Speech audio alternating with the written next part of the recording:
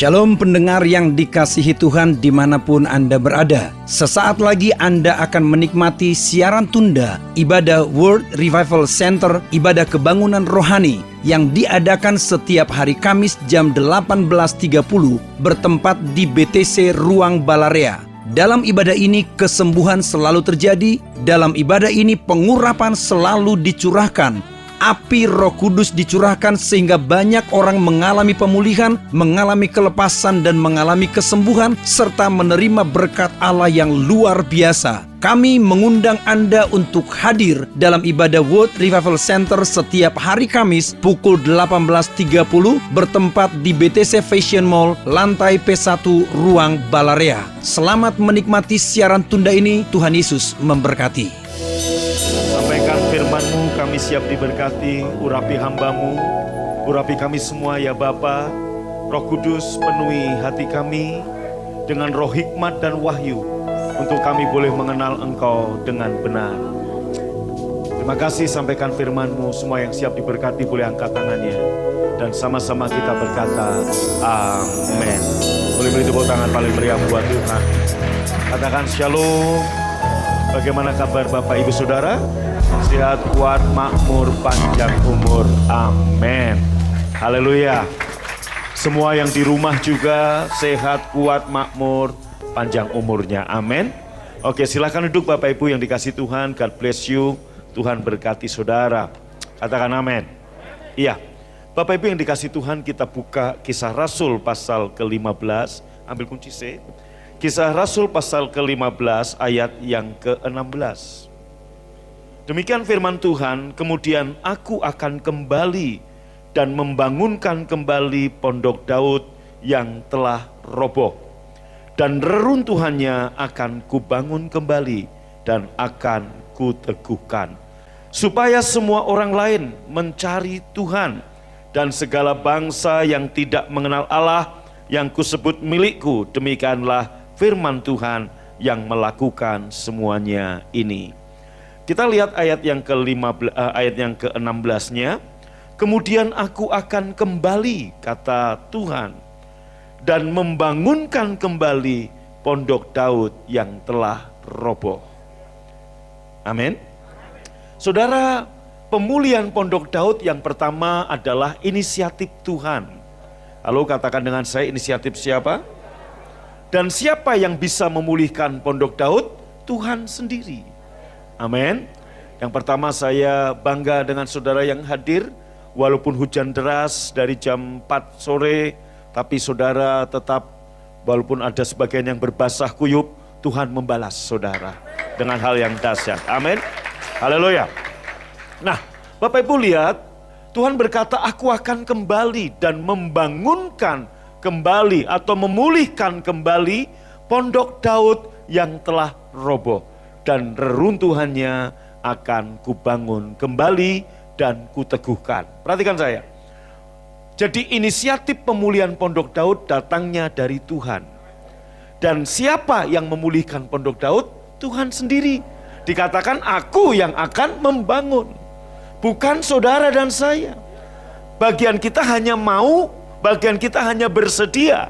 Tuhan yang kembali, Tuhan yang membangunkan. Nah, saudaraku, pemulihan pondok Daud bukan berbicara pujian penyembahan saja, itu hanya akibat. Tapi pemulihan pondok Daud itu berbicara, saudaraku, pemulihan hubungan antara bapa dengan anak. Ingat, saudaraku, pondok Daud pertama roboh itu ada di Taman Eden, saudara. Dan kemudian waktu Daud membangun pola ibadah itu hanya bayang-bayang. Itu bukan wujud asli. Tapi itu adalah gambaran dari apa yang Tuhan akan kerjakan dalam New Covenant. Amin. Kenapa? Sebab pada waktu Adam dan Hawa jatuh dalam dosa, maka hubungan antara bapa dengan anak itu terputus. Ya saudaraku, Adam dan Hawa, kok suaranya begini lagi ya?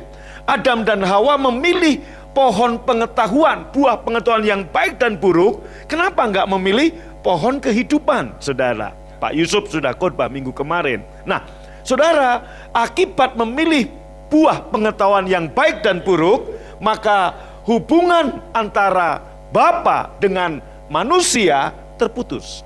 Tahukah Anda bahwa kenapa Tuhan menciptakan manusia? Apa sih saudaraku tujuan Tuhan menciptakan manusia? Tujuan Tuhan menciptakan manusia bukan untuk menyelamatkan manusia. Ingat, saya ulangi lagi. Tujuan semula Tuhan menciptakan manusia bukan untuk menyelamatkan, tapi untuk menjadikan manusia ini menggantikan posisi Lucifer yang malaikat penyembah, saudara. Ingat baik-baik, Lucifer jatuh dalam dosa karena kesombongan.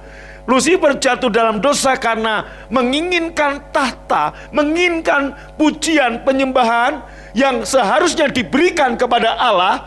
Dia ambil. Nah, maka saudaraku, perhatikan betapa Tuhan begitu sayang sama makhluk yang bernama manusia. Malaikat jatuh, langsung dibuang. Manusia jatuh, dicari dan diselamatkan. Beri tepuk tangan buat yang paling meriah buat Tuhan. Amin. Nah, saudara, berarti tujuan Tuhan menciptakan manusia untuk menjadikan manusia itu menyembah Dia. Untuk menjadi manusia ini penyembah-penyembah. Sebab apa? Dan penyembahan itu ada dalam hubungan Bapa dan anak, saudara. Nggak ada dosa, nggak ada yang menghalangi. Dan langsung, tanpa ada aturan-aturan, tanpa ada tire-tire, tanpa ada tabir-tabir yang menutupi. Tetapi karena Adam dan Hawa jatuh dalam dosa, hubungan ini terputus. Maka kemudian Tuhan berkata, aku akan kembali dan membangun kembali Pondok Daud yang telah roboh.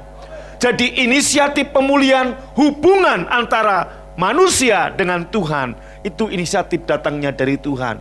Yang kedua, siapa yang bisa memulihkan hubungan? Bukan kita, Tuhan. Amin. Maka Tuhan berkata, aku akan membangunkan kembali, aku akan memulihkan kembali hubungan. Supaya apa, saudaraku? Dengarkan baik-baik.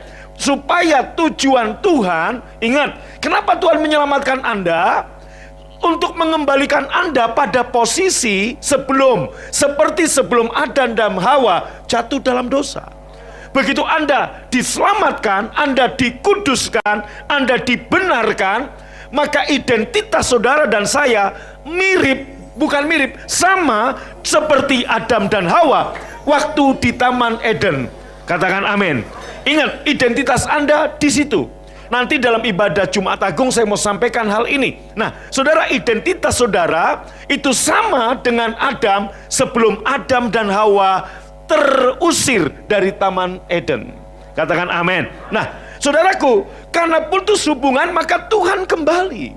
Ingat, saudaraku, apa yang dilakukan oleh Adam dan Hawa di Taman Eden hanya bergaul dengan Tuhan. Hanya bergaul dengan Tuhan. Hanya menyembah Tuhan. Hanya memuji Tuhan. Amin. Amin. Dan bayang-bayang itu pun terjadi dalam kitab Kejadian. Henok bergaul dengan Allah. Maka Henok tidak ada lagi, sebab Henok diangkat oleh Allah. Katakan amin. Dari sini kita mengerti bahwa Henok pun mengalami pemulihan Pondok Daud. Dan kemudian gambaran lebih jelas saat Daud berkuasa menjadi raja selama 40 tahun, disitulah gambaran pemulihan Pondok Daud. Yaitu apa? Nggak ada lagi batas antara saudara dengan Tuhan. Kita boleh memanggil dia Bapa, sebab kita adalah anaknya. Tepuk tangan paling meriah, katakan amin. Nah, saudara, ini artinya apa? Aku akan kembali, kata Tuhan, membangunkan kembali hubungan antara Anda dengan Tuhan. Bagian kita hanya mau bersedia, sebab Tuhan yang membangun. Maka lewat kematian Yesus di kayu salib, salib itu menjadi jembatan penghubung. Salib itu menjadi jembatan untuk menghubungkan saudara, saya, kita semua dengan Bapa. Maka Pondok Daud kembali pulih. Bagian kita sekarang setelah kita diselamatkan, kita harus menggenapi tujuan awal Tuhan menciptakan kita, yaitu menjadi penyembah-penyembahnya yang menyembah dalam roh dan kebenaran. Katakan amin. Haleluya. Nah, kalau ini terjadi, saudaraku, maka bagian kita hanya bersedia. Ingat, kita diselamatkan bukan tujuan akhir. Tuhan menyelamatkan saudara supaya saudara kembali menjadi penyembahnya, makhluk yang melayani Dia. Weh, betapa sayangnya Tuhan kepada Anda. Malaikat jatuh dalam dosa, terusir dari surga selama-lamanya, dan tidak ada kesempatan untuk bertobat. Tetapi manusia jatuh dalam dosa, dia mencari, dia mau menjadi manusia untuk menyelamatkan saudara dan saya, untuk mengembalikan hubungan yang rusak ini. Amin. Ingat baik-baik, jadi tujuan Tuhan menyelamatkan Anda untuk apa? Untuk menjadikan kita seperti tujuan awal penciptaan, menjadi makhluk yang melayani Dia, menjadi makhluk yang menyembah Dia. Siapa yang melayani kita? Selama kita di dunia, malaikat bahkan diciptakan untuk melayani saudara. Saudaraku adalah makhluk yang paling mulia, tertinggi di atas malaikat. Malaikat diciptakan untuk melayani Anda, umat yang diberkati, umat yang diselamatkan oleh darah Yesus. Amin. Maka bagian kita malam ini, saudaraku, mari terus menjadi penyembah yang memang inilah tujuan Tuhan semula, yaitu bergaul dengan Tuhan. Katakan amin. Dan sekarang Tuhan ada di mana? Dia bukan lagi tinggal di langit yang jauh, Dia bukan lagi tinggal di ruang Maha Kudus yang jauh, tapi tubuhmu lah yang dijadikan bait kediaman Tuhan. Yang setuju beri tepuk tangan, katakan amin. Ayat 17. Nah, akibat dari kalau saudara kembali sadar, kembali tahu bahwa inilah tujuan Tuhan untuk menjadikan kita penyembahnya, maka pada waktu Anda menggenapi tujuan Tuhan, apa yang terjadi? Supaya semua orang lain mencari Tuhan. Jadi saudaraku, pada waktu Anda kembali menyembah Dia, inilah melayani Dia. Ingat baik-baik, saudara, siapa kita? Begitu disayang Tuhan, kita berdosa tidak dibuang, bahkan dicari. Dia mati sebagai manusia untuk menyelamatkan manusia yang terhilang. Nah saudaraku, maka apa yang terjadi? Supaya semua orang lain mencari Tuhan, dan semua bangsa yang tidak mengenal Allah disebut milik Tuhan. Artinya, waktu saudara dan saya menggenapi tujuan Tuhan menciptakan kita menjadi makhluk yang melayani Dia, yang menyembah Dia, yang melayani Dia. Ingat baik-baik, prioritas utama hidup saudara melayani Tuhan. Bukan bekerja, bukan berbisnis, tapi melayani Tuhan. Itu jadikan prioritas utama saudara. Katakan amin. Ingat, 1 tahun masa yang sulit ini, saudaraku, iblis ingin mengaburkan tujuan Tuhan menyelamatkan kita. Sehingga Anda lihat, bilangan riset membuat survei. Yaitu apa? Saudara, apa yang terjadi dengan kerohanian orang-orang Kristen di Indonesia 1 tahun berlalu ini? Yang terjadi, yang rohaninya naik, jumlahnya sedikit. Yang rohaninya stagnan, jumlahnya, saudaraku, lebih banyak sedikit dari yang naik. Tapi yang jumlahnya yang turun, mengalami degradasi iman, yang mengalami degradasi kesungguhan, yang mengalami degradasi dalam hal melayani Tuhan, yang mengalami degradasi dalam hal rohnya berkobar-kobar, itu jumlah yang paling banyak. Anda boleh buka bilangan riset di Instagram, Anda akan mendapati survei-survei mereka. Matikan. Itu yang terjadi, saudara. Halo? Maka dengarkan baik-baik. Kenapa Tuhan berkata, aku ingin kembali memulihkan Pondok Daud? Kenapa saya khotbahkan ini lagi? Ingat baik-baik, inisiatif pemulihan hubungan datangnya dari Tuhan. Inisiatif pemulihan untuk membangun kembali Pondok Daud datangnya dari Tuhan. Siapa yang membangun? Tuhan sendiri. Dan lewat kematiannya di kayu salib, Dia sudah memulihkan. Bagian saudara dan saya hanya bersedia untuk menggenapi tujuan Tuhan menciptakan kita, yaitu menjadi makhluk yang menyembah Dia, yang melayani Dia seumur hidup kita. Tepuk tangan paling meriah. Amin. Saudaraku, kita menginjak Roma 12 ayat 11. Ya, Roma 12 ayat 11. Maka dalam 1 tahun masa seperti ini, firman Tuhan berkata, janganlah hendaknya kerajinanmu kendor. Biarlah rohmu berkobar-kobar, mendidih seperti air yang meluap-luap, membual-bual. Dan baca sama-sama, Kurang keras dan amin. 1 tahun ini saudaraku, begitu banyak orang yang imannya mengalami degradasi. 1 tahun ini, Anda lihat saudaraku, bahkan banyak kantor-kantor yang melarang karyawannya untuk ibadah, tapi boleh mengizinkan karyawannya untuk bekerja. Nah, saudara, ada kantor-kantor yang melarang karyawannya untuk beribadah. Ada kantor-kantor saudaraku yang melarang untuk ibadah secara onsite. Anda lihat ada banyak pelaku-pelaku bisnis yang mau berbisnis, mau begini, tapi saudaraku untuk ibadah mereka mulai enggan-engganan. Apakah oke kalau masih bisa ibadah online? Tapi survei bilangan riset yang online pun juga saudaraku belum tentu sungguh-sungguh. Apakah benar mereka online? Itu tanda tanya. Karena nggak jadi ukuran. Anda bisa lihat pengkhotbah A, pengkhotbah B, pendeta A, saudaraku menayangkan doa, ibadah doa malam, ibadah doa fajar, ibadah minggu. Penontonnya di Facebook bisa 17.000, 20.000. Apakah betul? Padahal jemaat cuma 20-30, dari mana itu? Sahat Bonar ketemu saya ngomong begini, Pak Agung, itu belum tentu. Kenapa Bonar? Aku nggak punya Facebook, maka aku nggak tahu. Itu di share, orang nonton. 2 detik, 3 detik, hilang. 2 detik, hilang. Cuma lihat sebentar, hilang. Maka bisa belasan ribu, itu saudara. Jadi itu bukan jadi patokan apakah betul. Ribuan orang itu nonton, ribuan orang itu beribadah, belum tentu. Bahkan ada satu teman saya bilang, Pak itu bisa dibeli. Oh, bisa dibeli? Iya. Nah dari sini kita lihat, yaitu apa? Apa yang dilakukan oleh bilangan riset survei ini ngalami begini. Saya ngobrol dengan hambanya Pak Leonardo Samsuri. Saya ngobrol dengan hambanya Pak Gilbert Lumindong, saudaraku.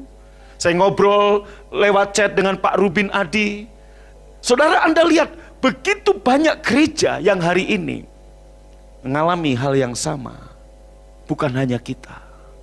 Nah, maka dikatakan dalam Roma 12 ayat 11, janganlah hendaknya kerajinanmu kendor. Firman ini saudaraku nggak pandang bulu apakah di situasi pandemi atau tidak. Firman ini ya dan amin.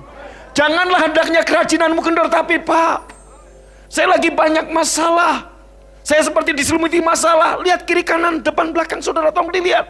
Bukan hanya kamu yang punya masalah, depan kiri kanan belakangmu juga banyak masalah. Ada yang bermasalah pengen dapat jodoh, ada yang sudah punya jodoh bermasalah dengan jodohnya, ada yang bermasalah dengan pekerjaan, ada yang di PHK, ada yang macam-macam.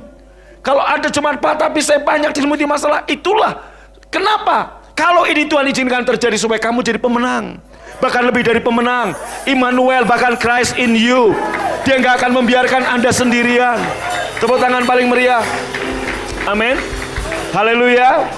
Amin. Bersyukur Anda diselimuti masalah. Kenapa? Christ in you. Dalam Yesus aku dapat menanggung segala hal. Kalau diselimuti wijen namanya onde-onde. Betul nggak? Bukan problem, bukan manusia. Anda bukan onde-onde. Anda adalah makhluk penyembah Tuhan. Ingat baik-baik, Anda nggak ditakdirkan untuk jadi umat yang kalah, umat pecundang, tapi umat pemenang. Katakan amin. Haleluya. Yang belum punya pacar pengen dapat pacar, setelah punya pacar, saudaraku pengen kawin, faktor biaya. Ada yang pacaran jarak jauh kemudian putus dan sebagainya. Semua kita punya masalah. Gereja semakin besar juga masalahnya.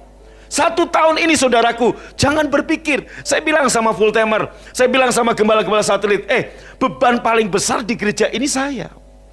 Anda lihat ada beban moral. Waktu November OTT, saudaraku, kita berpikir kita akan segera membangun, tiba-tiba begitu, ada beban moral. Kemudian saudaraku ada beban bagaimana gereja ini bisa terus berjalan, gereja ini masih bisa terus bergerak. Karena apa saudaraku? Saya mau beritahu, ada begitu banyak gereja yang close, yang tutup. Saya nggak perlu ngomong, saya tahu saudaraku. Mau gereja kecil, mau gereja sedang, banyak yang tutup.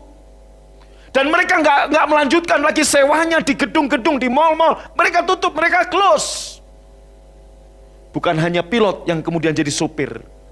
Ada pendeta juga akhirnya jadi supir Grab, ojek online, dan sebagainya.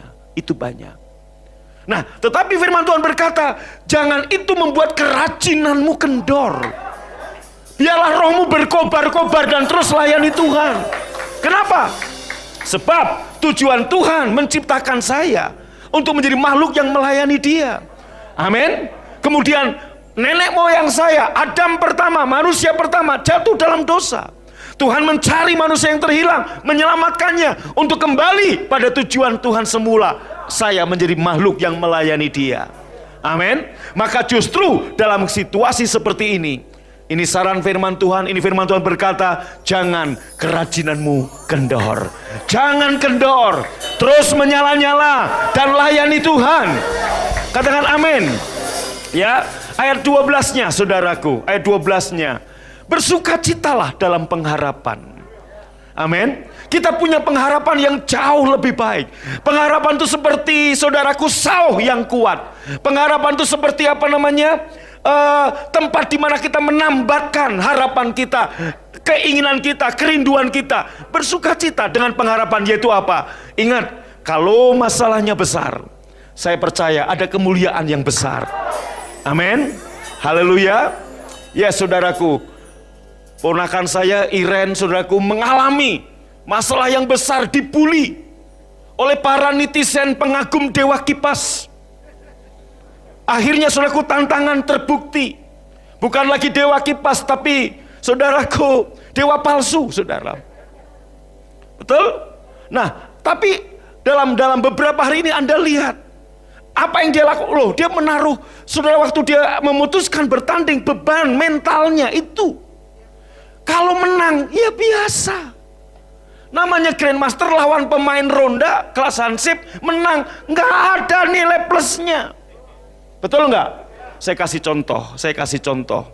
Barcelona lawan saudaraku salah satu klub, ya, saya nggak mau ngomong lah ya, salah satu kesebelasan di Indonesia. Kalau Barcelona menang, apa hebatnya? Kalah menanggung malu seumur hidupnya. Sama dengan Iren.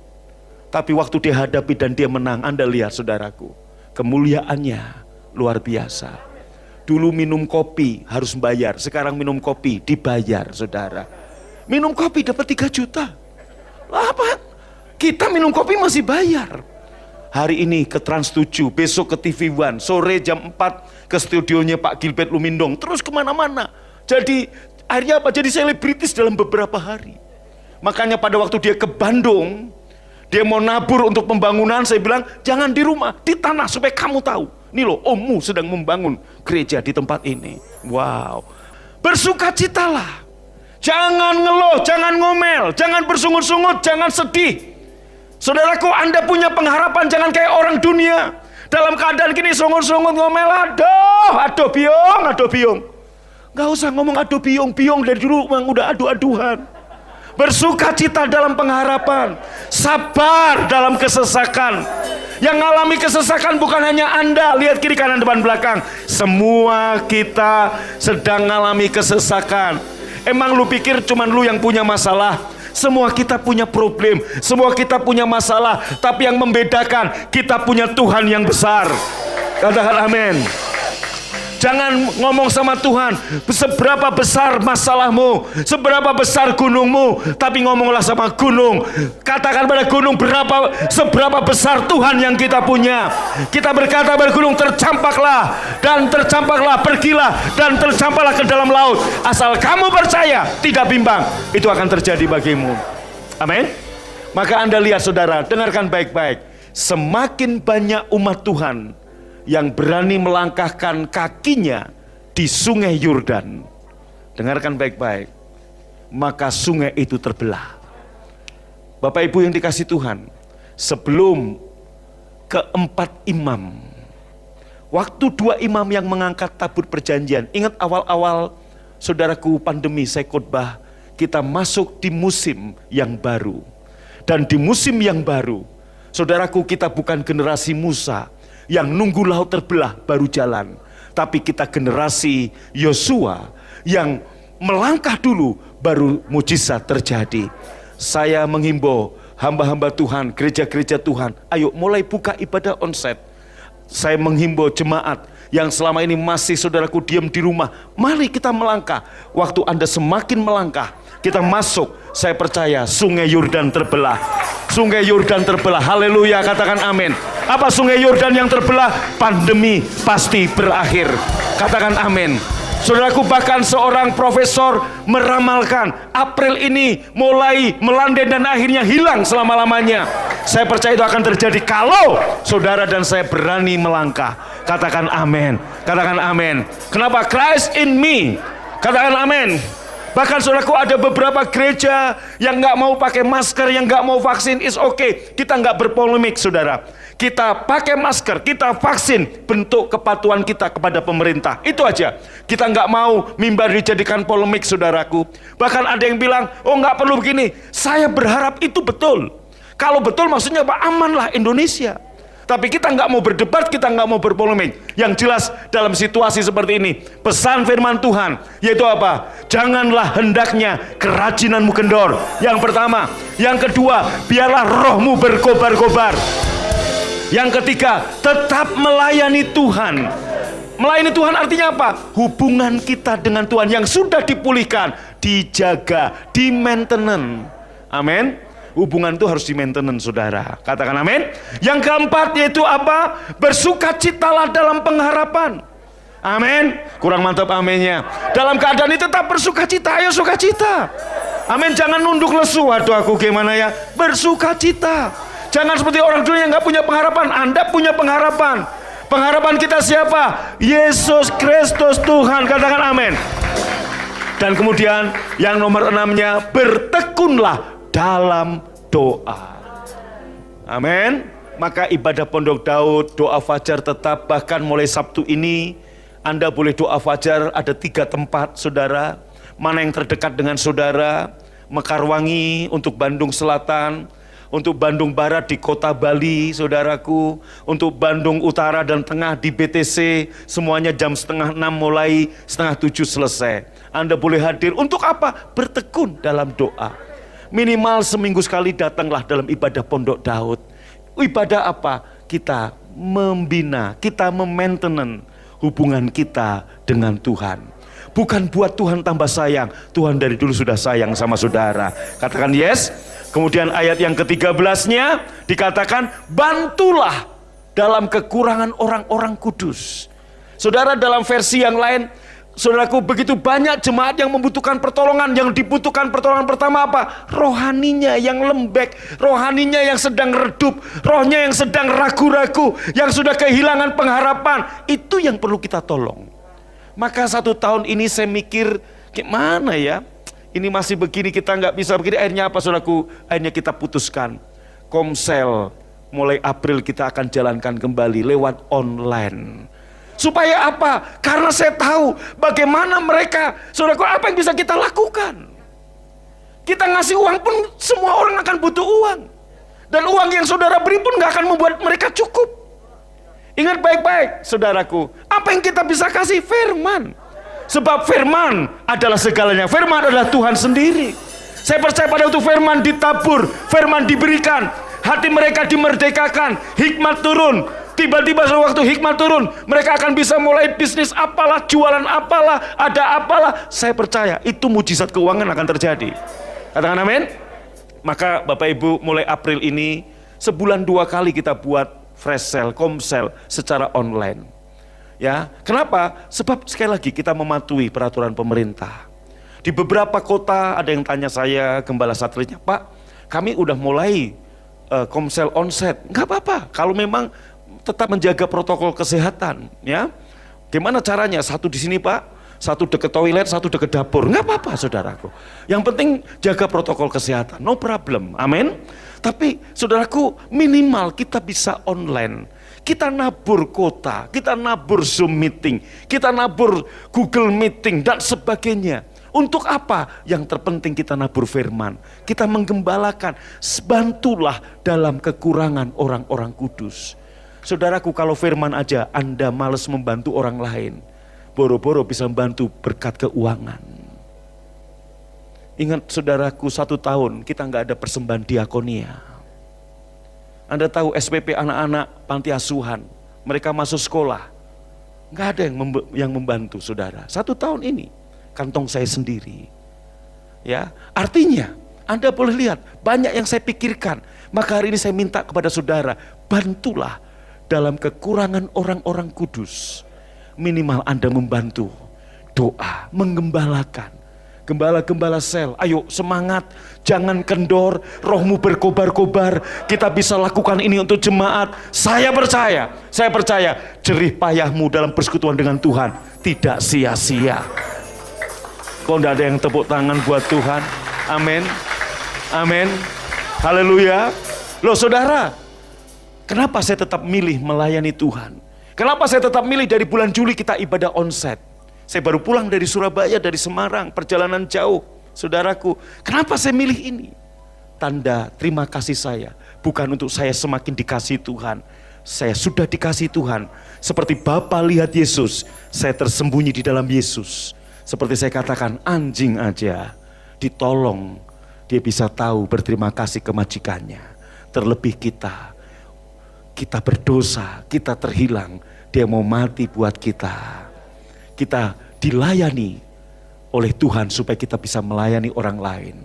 Amin, amin, amin. Kurang mantap aminnya.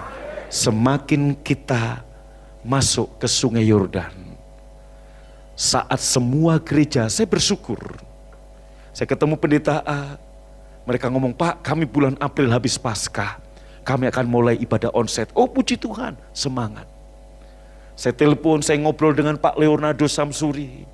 Pak Agung, gereja kami baru 10%, semangat pastor, terus. Bukan hanya pastor yang ngalami, saya juga. Tapi kata bilangan riset gini, udah jangan dengerin bilangan riset. Memang saya nggak dengerin, cuman baca, nggak usah dibaca. Maksudnya, oke dibaca, didengerin, tapi lebih denger firman Tuhan. Kita berdiri di atas kebenaran firman Tuhan. Katakan amin. Amin. Anda lihat, semakin saudara dan saya masuk ke Sungai Yordan, sungai itu mulai terbelah. Mujizat terjadi. Pemulihan Pondok Daud dalam kitab Amos, akibatnya apa? The year of harvest, panen. Bukan hanya jiwa-jiwa, tapi panen berkat finansial, panen kemakmuran, panen kesehatan, panen kebajikan. Haleluya. Gimana kabar jemaat BFA? Sehat, kuat, makmur, panjang umur. Sebab Christ in me. Haleluya. Amin. Bangkit berdiri saudaraku. Anda tahu hubungan kita sudah dipulihkan. Saya mengajak saudara, ingat Tuhan menyelamatkan saudara untuk menjadikan kembali saudara pada posisi yang pertama Tuhan kehendaki, menjadi makhluk yang melayani Dia. Setelah kita bisa melayani Dia, Roma 12 ayat 13 tadi, layanilah orang-orang kudus, bantulah mereka. Ada orang yang kurang pengharapan, berikan pengharapan yang baru.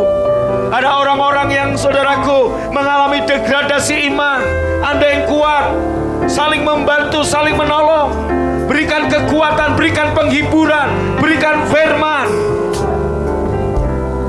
Mari malam ini kita menyembah Dia.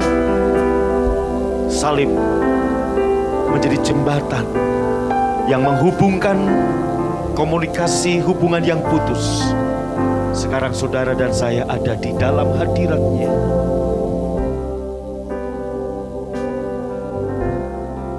Angkat tanganmu. Tuhan hadir di bait kudus-Nya. Saat umat mencari wajah-Nya, berseru, berdoa, bersujud menyembah, dan menikmati kehadiran-Nya. Tuhan dengan umatnya yang datang dengan segenap hatinya. Angkat tangan, berseru, berdoa, bersujud menyembah dan menikmati kehadirannya. Sama-sama katakan hadiratmu, hadiratmu memenuhiku,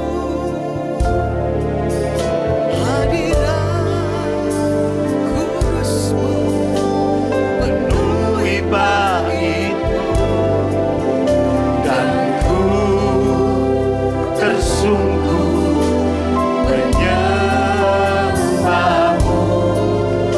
Yang ku nampak hanya kemuliaan-Mu.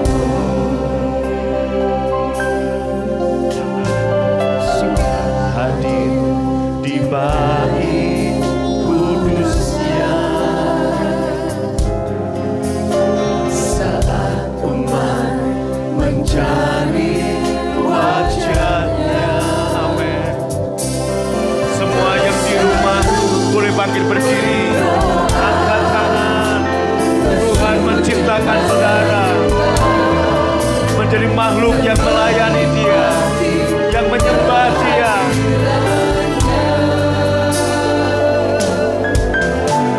Tuhan mau dekat dengan hubungan yang sudah dipulihkan, Pondok Daud yang sudah dipulihkan, harus dirawat, harus di maintenance. Malam ini, mari kita merawat hubungan yang sudah pulih. Kita menyembah Dia dengan kelaparan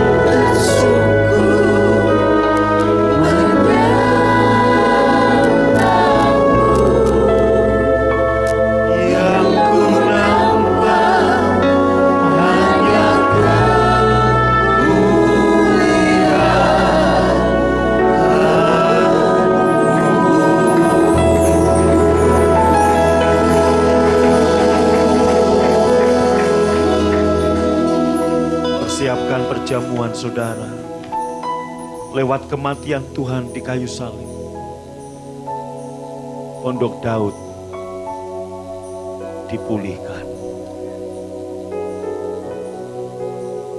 Maka ibadah kita, pelayanan kita bukan kewajiban, bukan sebagai aturan.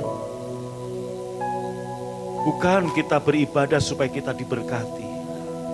Bukan kita beribadah supaya kita diselamatkan. Tapi kita beribadah karena Tuhan sudah menyelamatkan kita. Kita melayani Tuhan, kita melayani jemaat yang lain. Kita membantu kekurangan orang-orang kudus. Terlebih dalam masa yang sukar ini. Bukan supaya kita semakin dikasihi Tuhan. Tapi sebagai tanda syukur kita. Karena Tuhan sudah melayani kita. Menyelamatkan kita. Mengasihi kita. Memberkati kita. Tuhan Yesus memecah-mecahkan roti. Dan berkata, inilah tubuhku yang dipecah-pecahkan bagimu. Ibu bapak dimanapun Anda berada. Tubuh Yesus dipecah-pecah supaya tubuh saudara dan saya menjadi utuh, komplit, pulih, sehat, kuat, dan makmur. Juga panjang umur. Bukankah roti yang kita pecah-pecahkan malam ini adalah persekutuan dengan tubuh Tuhan Yesus? Yang percaya ambil dan makan dalam nama Yesus.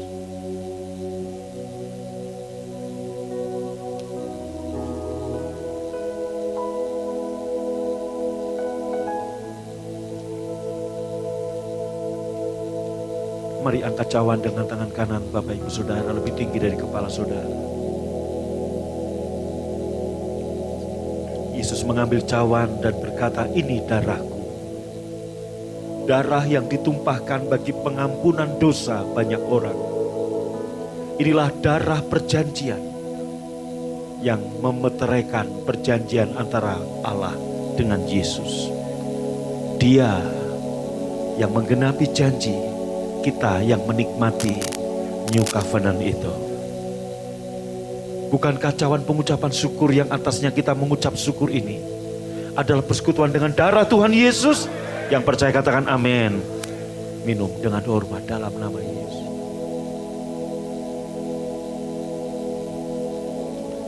Mari angkat tangan menaikkan syukur. Dan ku tersungkur menyembahmu. Yang ku nampak hanya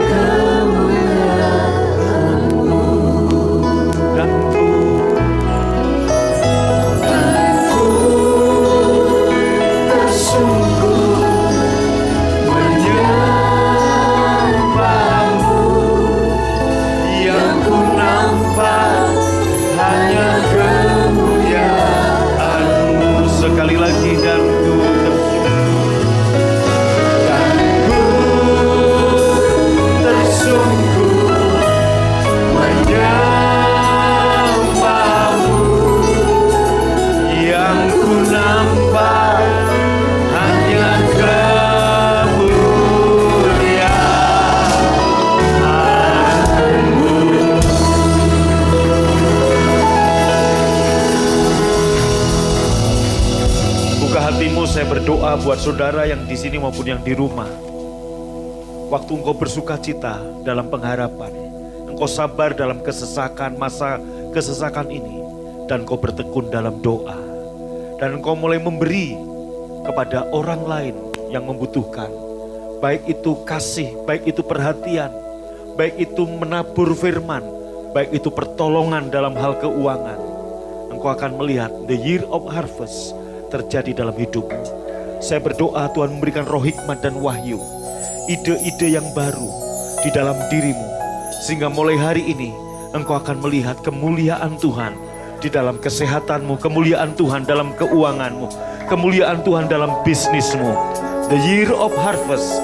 Anda tahu waktu Pondok Daud sudah pulih, engkau menjaga, engkau memaintenan hubungan yang sudah pulih ini, Amos pasal 9, engkau akan melihat anggur yang baru dicurahkan.